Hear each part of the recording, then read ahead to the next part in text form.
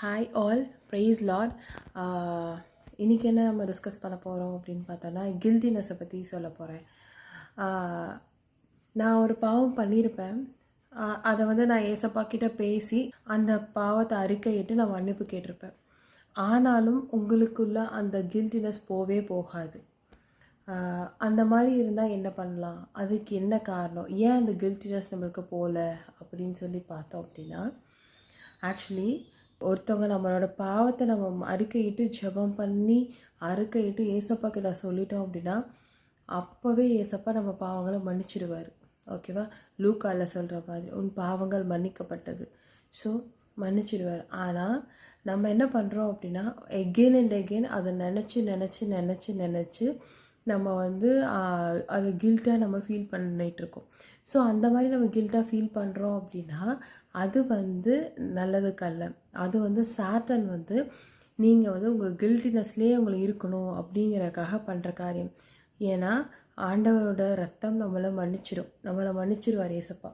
மன்னிச்சுட்டு அடுத்தது என்ன பண்ணலாம், என்ன பண்ணலாம், அடுத்தது என்ன, நம்ம ஃப்யூச்சர் எப்படி இருக்கும் அப்படின்னு சொல்லி ஏசப்பா அதுக்குள்ளே போக ஸ்டார்ட் பண்ணியிருப்பார். ஆனால் பிசாசானவன் என்ன பண்ணுவான்னா, அதை உங்களுக்கு அந்த கில்ட்டினஸ் உங்களுக்கு கொடுத்துக்கிட்டே இருப்பான். ஸோ இதனால் என்ன ஆகும் அப்படின்னு பார்த்தோம்னா, நம்மளால் ஜெபம் பண்ண முடியாது. அந்த பாவ வழிகளில் நான் தப்பு பண்ணிட்டேன்னு சொல்லி அந்த அந்த கில்ட்டுக்குள்ளேயே தான் நம்ம இருப்போமே தவிர அதை மூவ் ஆன் பண்ணி நம்ம வர முடியாது. First point. அண்ட் தென் நீங்களே மூவ் ஆன் பண்ணி வரணும்னு நினச்சாலும் அதை ஞாபகப்படுத்திகிட்டே இருப்பான். ஸோ அதுக்காக நம்ம ஜெபிக்கிறோம். ஓகே? ஸோ நம்ம இப்போ எப்படி ஜெபம் பண்ணுறது? ஏசப்பா, நான் இந்த தப்பு பண்ணிட்டேன், என்னை மன்னிச்சிடுங்க, இனிமேல் நான் அந்த தப்பை பண்ணக்கூடாது, நீங்கள் தான் என்னை இருக்கணும், என் கையை இறுக பிடிச்சிக்கணும் அப்படின்னு சொல்லி நீங்கள் ஜெபிக்க ஸ்டார்ட் பண்ணணும். ஸோ ஜெபிக்க ஸ்டார்ட் பண்ண என்ன ஆகும்னா, ஆட்டோமேட்டிக்காக நீங்கள் பண்ண பாவங்கள்லேருந்து நீங்கள் விடுதலை கிடைக்கும். ஸோ கிடைக்கும் போது என்ன, உங்களுக்கு அது ஒரு சின்ன நான் அந்த கில்ட்டினஸே உங்களுக்குள்ளே இருக்காது. அந்த சின்ன பற்றியான கில்ட்டினஸ் சுத்தமாக உங்களுக்கு இருக்கவே இருக்காது.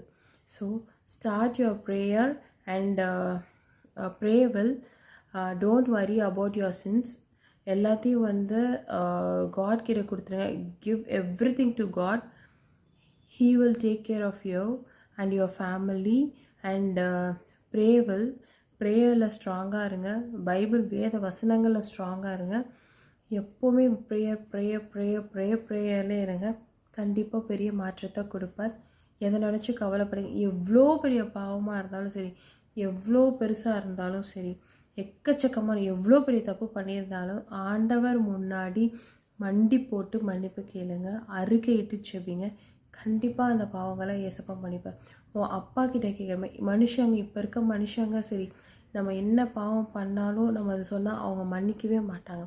அது பெரிய இஷ்யூ ஆக்குவாங்க, பெரிய பிரச்சனையாகும். ஸோ அவங்க மன்னிக்க மாட்டாங்க. நம்மளுக்கு அவங்க தேவையே இல்லை. அந்த மனுஷங்க தேவையில்லை. அவங்க அன்புக்காக நம்மளுக்கு அவங்க அன்பு தேவையில்லை. ஆனால் நான் என்ன சொல்கிறேன்னா, அவங்கக்கிட்ட மன்னிப்பு கேட்டுட்டு ஆண்டவர்கிட்ட மன்னிப்பு கேட்குங்க. யார் உங்களுக்கு அப்படி பண்ணுறாங்களோ அவங்களே புரிஞ்சுக்கிறதுக்கான டைம் வரும்.